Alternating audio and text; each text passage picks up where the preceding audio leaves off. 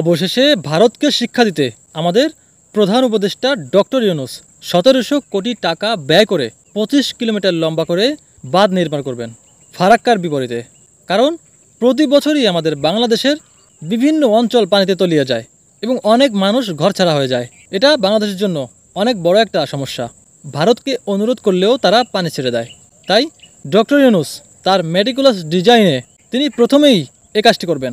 ভাই, ডক্টর ইউনূস আসলেই একজন ইন্টারন্যাশনাল খেলোয়াড়।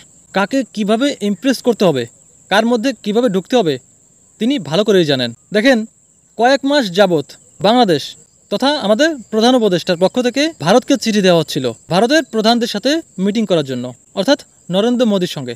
কিন্তু ভারত কোনোভাবেই সাড়া দিচ্ছিল না, কোনো পাত্তাই দিচ্ছিল না। কিন্তু দুদিন আগে ব্যাংককে একটা মিটিংয়ের আয়োজন করা হয়। সেখানে প্রায় অনেক দেশেরই প্রধানদের সেখানে ডাকা হয়েছিল, মিটিং হয়েছিল।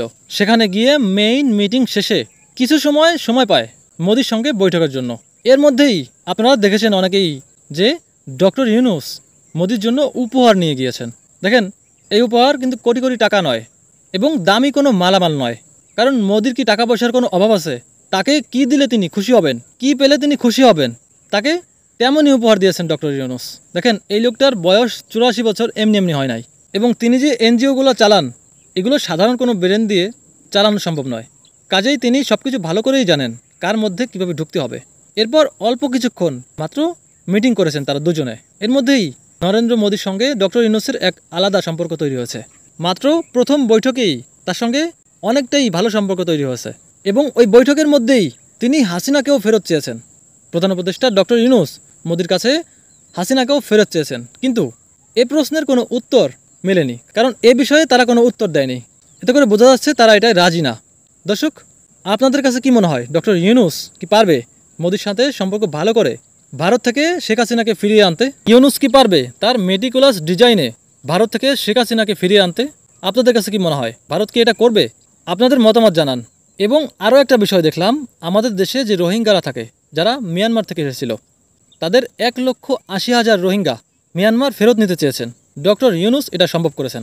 যদিও এটা অনেক দিন লেগে যাবে তাদেরকে পাঠানো। ডক্টর ইউনূসের প্রেস সচিব শফিকুল আলম তিনি আজ জানিয়েছেন এটা আগামী বছরও সম্ভব হবে কিনা তার কোনো ঠিক নেই।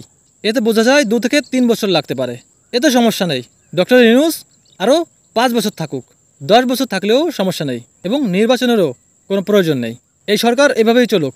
আপনারা কি বলেন? আপনাদেরও মতামত জানান যে কবে নির্বাচন হলে ভালো হয়। এই সরকার আর কি ২ বছর থাকবে, নাকি ৫ বছর, নাকি আরও বেশি? আপনাদের মতামত জানান। তো এখন এ পর্যন্ত। সবাই ভালো থাকবেন, সুস্থ থাকবেন। Bye bye.